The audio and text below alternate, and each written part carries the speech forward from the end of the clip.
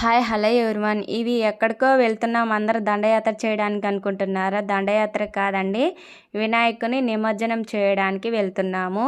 వినాయక నిమజ్జనం వచ్చేసి మేము థర్డ్ డే చేసామన్నమాట. మూడవ రోజు వినాయక నిమజ్జనం చేసాము. కొంతమంది వచ్చేసి 9 డేస్ అలా ఉంచుతారనమాట. మా ఊళ్ళో ప్రతి సంవత్సరం 3 డేస్కి అలా చేసామన్నమాట. ఇక్కడ వచ్చేసి మేము సముద్రంలో నిమజ్జనం చేశాక వచ్చేసి ఫుడ్ అనేది ప్రిపేర్ చేసుకొని అక్కడే తినేసి వస్తామన్నమాట. మునిగి ఆకలేస్తుంది కదా పిల్లలకు కానీ పెద్దవాళ్ళకి కానీ, అందుకని చెప్పేసి ముందుగా ప్రిపేర్ చేసుకొని వెళ్తామండి.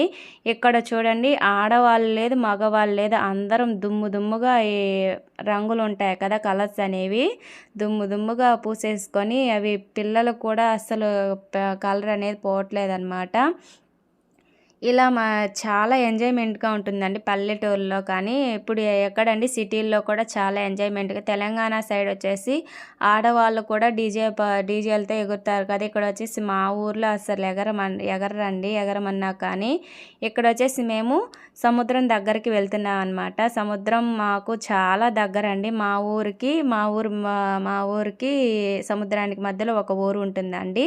ఆ ఊరు దాటాక సముద్రం వస్తుందన్నమాట. చాలా దగ్గర అండి. ఇక్కడ కనపడుతుంది కదా సముద్రం అనేది వచ్చేసింది.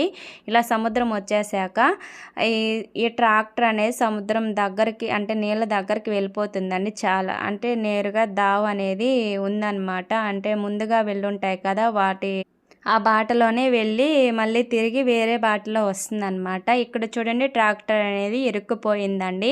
ఎందుకంటే ఇక్కడ ఎక్కువ వేసుకుంటుంది కదా. ఇక్కడ కనపడుతుంది కదా, ఇక్కడ వచ్చేసి కృష్ణాపట్నం పోర్ట్, రామాయపట్నం పోర్ట్ అండి, సారీ అండి, రామాయపట్నం పోర్ట్ పడుతుంది కదా, అది వచ్చేసి మాకు చాలా దగ్గర అనమాట.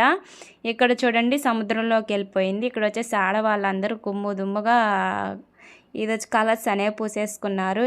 నెక్స్ట్ వచ్చేసి ఎలా జరిగిందో నెక్స్ట్ వీడియోలో చూపిస్తాను. ఈ వీడియో నచ్చితే ఒక చిన్న లైక్ చేయండి అండ్ సబ్స్క్రైబ్ చేసుకోండి. Thank you for watching. Bye.